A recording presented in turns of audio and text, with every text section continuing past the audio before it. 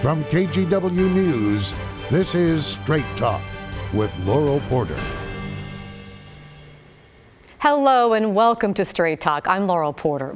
In this episode, we meet a man who has risen to the top of the corporate world, not just in Portland, but on the world stage in both business and sports. Larry Miller is chairman of the Michael Jordan brand at Nike and led the Portland Trailblazers as its president from 2007 to 2012, taking over when the team was referred to as the Jailblazers, transforming the team into a respected top-tier NBA team, bringing in good players who are also good people. Miller became one of the most influential black professionals in the nation. But Miller said he was leading dual lives, holding a deep, dark secret he describes as the gangster hiding in the businessman. He revealed the secret in a book he co-wrote with his daughter Layla entitled Jump. In it, he describes a murderous night when he was a 16-year-old gang member in Philadelphia, drunk on cheap wine, looking for redemption for the stabbing death of a fellow gang member. He writes in the book, "The corner of 53rd and Locust was halfway between Cedar Avenue and Cobb's Creek. From a block away, we saw a kid standing on the corner. We approached and circled him. I reached behind, pulled out a gun, pointed it at the kid, squeezed the trigger, and shot him in the chest. He dropped. We turned away and kept on walking. In my head, it was one down. I was on the hunt for another." Miller was arrested for the homicide and served time in prison, and later more time for armed robberies. But somehow, he was able to keep his criminal past a secret as he eventually went on to lead a successful life as a marketing and sports executive. But that secret would haunt him for 50 years. We're pleased to welcome Larry Miller as our guest tonight to share with us why he kept the secret, how he was able to jump from the streets to the boardroom, why he eventually came clean about his criminal past, and what he sees as his mission now. Welcome to my guest, Mr. Larry Miller. Thank you for joining us here on Straight Talk. Thank you, Laurel. It's a pleasure to be here. What an honor to have you here. This is a remarkable and really stunning story. It's a riveting read. And it's true. You know, it came out last year. What was the reaction since then? The reaction has been actually pretty positive. I've gotten support and encouragement from people saying that, for the most part, that they're glad that I shared the story, that it could maybe help and inspire some young people who are, in a similar situation to what I was, that maybe it could help and inspire some people who are incarcerated or formerly incarcerated to be able to change their lives. And so the response has been overwhelmingly positive, and I'm just thrilled and feels fortunate to have it be received the way it's been. Because you probably didn't know how it was going to be received. I did not. You were probably just bracing for that. Well, let's go back to your early days and what led up to the murder. You described growing up in West Philly that you had a tight-knit, loving family. You were a straight-A student. You had the nickname The Champ, and you called yourself the teacher's pet. How did you go from that to becoming a gang member and then killing a kid? So all during that time period, my focus was on pleasing parents and teachers. I was like that kid who was always like, how can I please my teachers? How can I please my parents? And gradually, as I got to be like 12, 13 years old, I started getting pulled into the street and into the allure of the street. And eventually, it became more important to me to impress people in the street than parents and teachers. And that led to me joining a gang when I was 12, 13 years old, and getting into trouble up until the point where up until the last time I went was incarcerated. What do you remember about that night when you killed the boy? It's actually kind of blurry because I was drunk off of cheap wine, but I do remember. I remember what happened, and I just today just think about how horrible that was. And I'm, just one of the things that the book has allowed me to do is to express my sorrow and remorse around what I've done. I have been able to actually meet with Mr. White's family and spend some time. My daughter and I spent some time with them, and it was emotional. It was heartwarming. expressed to them how sorry I was for what happened, how remorseful I am, and they got to express how it impacted them. It was his sister, older sister, his son, and his daughter, and they got to express how it had impacted their lives. But at the end of each one of them speaking, each one of them said, "But I forgive you." And at the end, we hugged, and it was emotional, but I just felt just truly blessed the fact that they would be willing to forgive me the way they were. They're amazing people, and like I said, to me, the best thing that has come out of this process is being able to receive that forgiveness from them. Well, let me ask you a little bit more about the victim, Edward David White. He was unarmed, right, and his family says he was not a gang member. And from what I understand, he was not a gang member, and he just was at the wrong place at the wrong time. And I wish I could go back to that day and undo it and walk away or let him walk away, but unfortunately I can't, and I can just express how sorry I am for what happened and try to do some things that can that bring positive energy to our communities. Well, let me ask you, because you don't mention his name in the book, Edward David White. Why? And you also didn't tell the family ahead of time that the book was coming out, so they were kind of surprised and upset. Why didn't you include his name, and why didn't you notify them? So we tried to find, it had been 50 years, and it was like, okay, didn't know where they were, if they were still around. And we did try to contact them. As a matter of fact, the first person who, when I talked to him, who told me you need to make sure you connect with the family was Michael Jordan. And I can understand that because of his father being a victim and him being the family of a victim.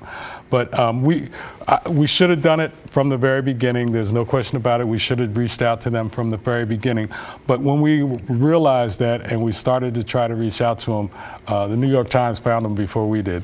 But the good thing about that is that once the New York Times article came out, we were able to track them down through the reporter who wrote the article and connect with them and contact them and reach out, and we were able, that allowed us to be able to meet with them. And I understand you talked about making a scholarship in honor of Edward David White. Are you doing that? So we still are kind of working with the family to figure out, because whatever we do, we want to do it with them involved. So we're still working with them to figure out what the best way is to recognize him.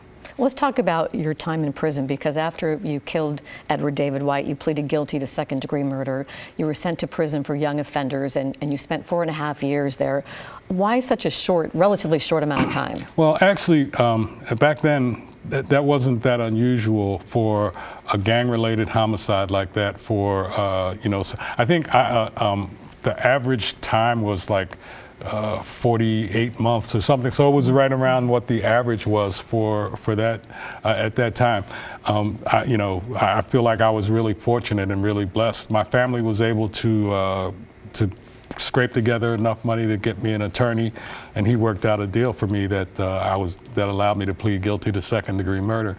But again, that was not that unusual for that time. But I know I was really fortunate that I could have gotten a life sentence. And well, while you were there, you got your GED. I did. You were the class valedictorian in your class. When you got out, you were okay for a while, but then you got back into trouble. What happened? So one of the things about the criminal justice system and the way the system works right now, it's really a kind of a revolving door, because people. I grew up in and out of the jail system from the time I was, like I said, 11, 12 years old.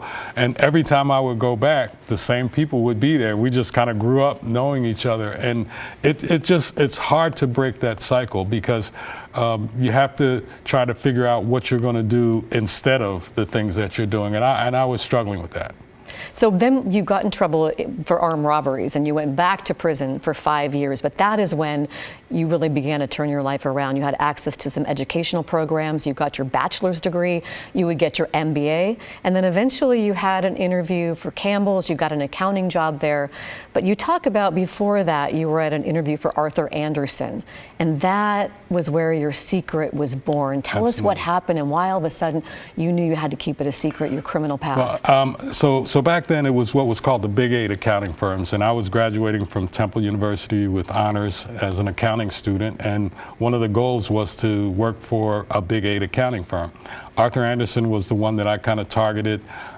Went there, spent the whole day interviewing with a number of people, and all day in the back of my mind I'm thinking, should I share my background with these people? And finally I got to the last person who was the hiring manager, and I decided that I was going to share it. I kind of told him about my background, and as I'm talking to him, I could see his face changing, not in a good way. And then finally I got done, and he said, wow, that's an amazing story, and I'm sure you're going to do fine. He reached in his pocket and pulled out an envelope, and he said, I have an offer letter here that I was all ready to give you, but I can't give it to you now. I can't take that chance. Wish you the best, but I can't hire you. At that point, I decided that I wasn't going to share the information anymore. I wasn't going to lie or deny it if it came up, but I wasn't going to volunteer the information. And for 40 years, that's how I built my career.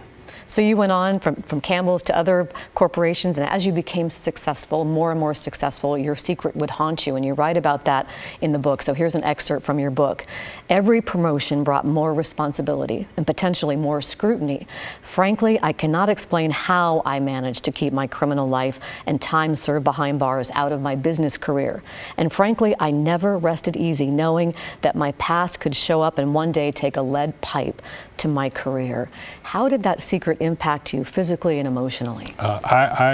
For years, I had a recurring nightmare of going back to jail, and for something that I didn't know what it was, and trying to get back to my life and struggling for that. I had migraines to the point where I ended up in the ER a number of times, and I know it was all related to the anxiety of being afraid that I would be found out. And when you became the Trailblazers president, I understand that anxiety got even worse. Tell us about that. It did, because I know that was an extremely high-profile job. But I found out something after the book came out, which was Paul Allen knew about my past and hired me anyway. How did he know? So I found this out afterwards. Todd Lewicki, who was he ran Vulcan Sports and Entertainment at the time, and Todd really wanted to hire me. He thought I was absolutely the right person for the job. The NFL did the background check, and they actually went down to Philadelphia and went through some old paper records and found some things, and they brought it back to Todd and shared it with Todd. Todd now was like nervous because he wanted to hire me, but he was afraid that if he shared this with Paul, Paul would say no, he didn't want to hire me. So he said he shared it with David Stern and asked Stern, the NBA commissioner. NBA commissioner, former NBA commissioner Stern, and asked Stern if he had to share it with Paul. And Stern told him, absolutely, you have to share this information with Paul. So Todd said he was driving from Portland to Seattle, and he called Paul and kind of went through what they had found, and he said, Paul said, well, I got one question. He said, what's that? He said, how long ago was this? He said, like 30 plus, don't worry about it then. And that, to me, I was all nervous, but they knew. But to me, that just elevated Paul's credibility in my eyes. I mean, for him to be willing to take a chance on me, even knowing what he knew, I have to give him a lot of credibility and a lot of respect for that. So you didn't know until after the book came out, after he'd already passed away? Yeah, so he had already passed away. David Stern had already passed away, and so I didn't have a chance to have a conversation with them. But Todd, after the book came out, Todd called me and said, hey, we need to talk. I got something I want to share with you. And him and I had breakfast, and he told me the story. Because a lot of people, they did a lot of digging to find that out, because a lot of people wonder, how in the world did you keep this secret? And you talk about in the book that in the Campbell's job, you had to fill out an application, but it said, had you been in prison in the past 5 years? And you were truthful, you had not at that time. And you said that was the last time you ever had to fill out an application. That I can recall. From that point on, it was resume, it was, but I don't recall ever having to fill out an application, and definitely not one that asked the question about whether I'd been arrested or not. So it was just built on your resume and a handshake, you said. Do you think you could keep that secret in today's world? Absolutely with social media, Google, electronic? Absolutely not. Absolutely not. I think there's no way that I would be able to keep a secret like that today. With social media, with everything being digitized, with access to information as easy as it is today, there's no way. So, the timing of all this for me kind of worked out. Well, in 2011, when you were thinking about writing your book and talking to your daughter, you came clean with your daughter, and you told Layla about your secret that you had killed a young man. And this is what you wrote in the book. That was the secret. It wasn't the drug dealing or the armed robberies. It was the truth that I had shot another black boy just like me. There it was. I'd made a terrible mistake, and I had served my time, but I hadn't served up the remorse in proportion to the crime. In telling it to Layla, it was as if I were facing up to what I'd done for the first time. I'd taken a life, and so easily. Was that hard to come clean with your daughter? It was extremely hard, because even in my own mind, I hadn't really faced it. I hadn't really, I knew what I had done, and I knew the severity of it, but I hadn't really just faced it head on. And talking to her was really tough. It was emotional. We had to take a break after we had that conversation, but it was also very cathartic for me, because getting it out to her and kind of sharing with her really kind of lifted a burden off of me. And the nightmares stopped, the headaches stopped, and it really was kind of a freeing experience. And this whole experience has been extremely freeing for me. Like I said, I'm extremely sorry for what I did and for what happened. And being able to share and talk about it has been a freeing experience for me. Well, you are the chairman of the Michael Jordan brand at Nike. You're one of the founders. You helped grow that company, that brand, from a $150 million sneaker company to a $4 billion sports apparel giant. You know Phil Knight. You're friends with Michael Jordan. You're going to go see Michael Jordan at a meeting next week. You've had dinners with presidents, with President Clinton. We have a picture of you with President Obama. When this came out, what was the reaction from people like that, from Phil Knight, from Michael Jordan? So there were some people that I wanted to talk to and share with before they heard it from somewhere else. And at the top of that list were Michael Jordan and Phil Knight. And I had an opportunity to talk with both of them individually, and just the reality was they both were extremely supportive, and both said, hey, this is a story that you need to share, and you need to tell this story. It can benefit people, and whatever we can do to help you, we will. And Nike and Jordan Brand and Michael Jordan and Phil Knight have all been extremely supportive through this whole process. Well, we have to take a break right now, but there's a lot more to talk to you about. You have a mission now to inspire others and to help both currently and formerly incarcerated people have the chance to succeed. We'll talk about that right after the break.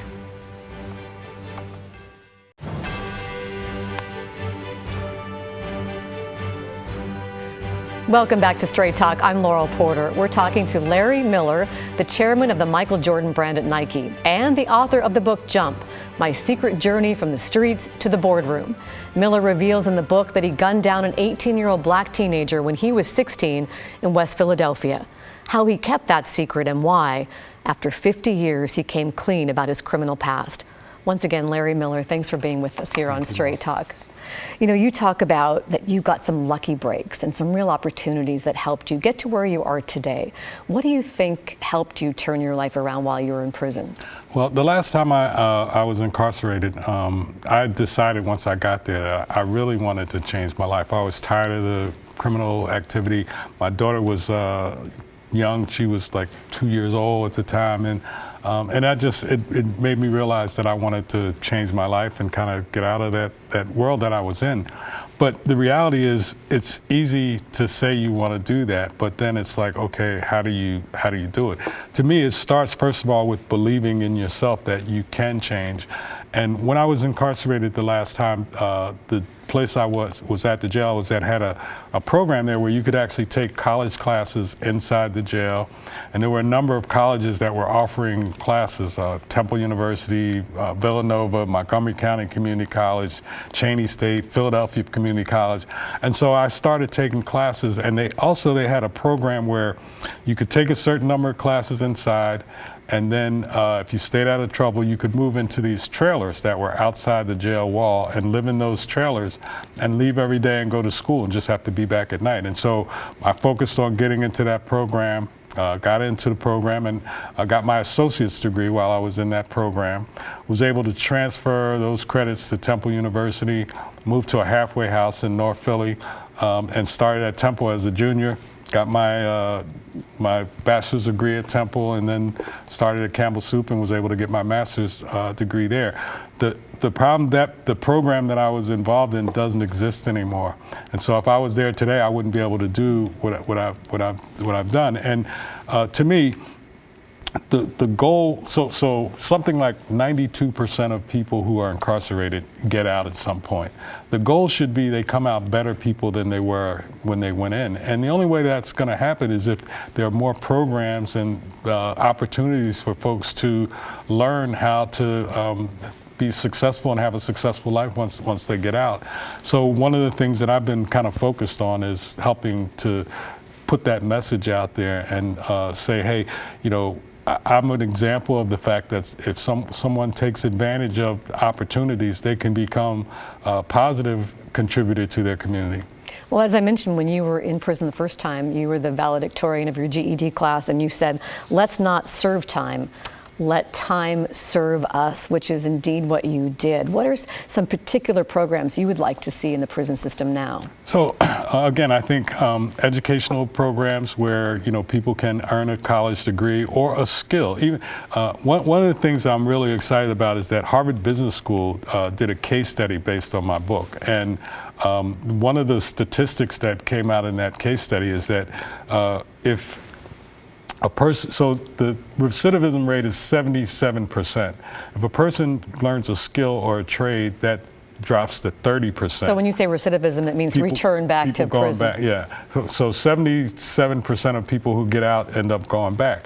But if you get learn a skill, that drops to 30%. If you get a bachelor's degree, it drops to 6%, and a master's degree, it's at 0. So to me, that's a clear indication that education, teaching people how to, a skill set that they can come out and have a meaningful employment, that makes a difference in people's lives, and it allows people to break out of that cycle of recidivism. Let me read another quote from your book about your new purpose. I aim to lend my voice to establishing a reformative and rehabilitative emphasis to the prison system, in addition to sentencing reforms and removing the overall stigma attached to people who've been incarcerated that often hinders their ability to achieve. Consider this my new purpose. How do you want to see perceptions change of people who've been incarcerated? Well, I think to me, if a person, so first of all, I agree 100%. If somebody commits a crime, they should pay that. So they should pay that debt. But I think once they pay that debt, then they should be given an opportunity, if they're ready to change their life and if they seriously want to change their life, they should be given the opportunity to do that by providing skills training and educational opportunities. Again, I think I'm a perfect example of the fact that someone can change their life and that they can become positive contributors to their community. You're really involved with Self-Enhancement Inc., SEI, that works with young people, particularly people of color. What advice, we have a little over a minute left, what advice do you like to give young people? I would say listen to the people who have your best interests at heart. I wish I had listened to people who saw in me things that I didn't see in myself. And I think, you know, a lot of times young people don't want to listen to the people who are trying to give them the guidance and direction that they need. And I would just say, hey, if you should listen to the people who have your best interests at heart. What about to people that are considering, and you know, we have a lot of problems in Portland area with shootings and gang shootings. What about young people who are considering the gang life or who are in the gang life? I would just say that, you know, you will be sorry, you will regret what you do today if you do something that's crazy or you get involved, and you'll end up regretting that at some point.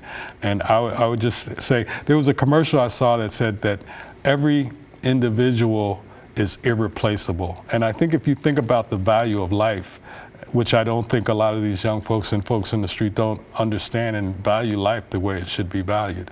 And I think if we could just figure out a way for people to understand and value life, I think that would be amazing. Well, as I mentioned at the top of the show, you were the Trailblazer president, and we don't have time to talk about what your ideas are about the Trailblazers, but we're going to talk about it in a bonus episode of Straight Talk. So watch for that on KGW's YouTube channel and KGW+. Larry Miller, thank you for joining us here on Straight Talk. Best of luck to you in the future. It's been a real pleasure. And thank you for watching and listening to our podcast. Join us next week, and we'll have a really great show on tap for you then. Thanks for watching, and we'll see you then.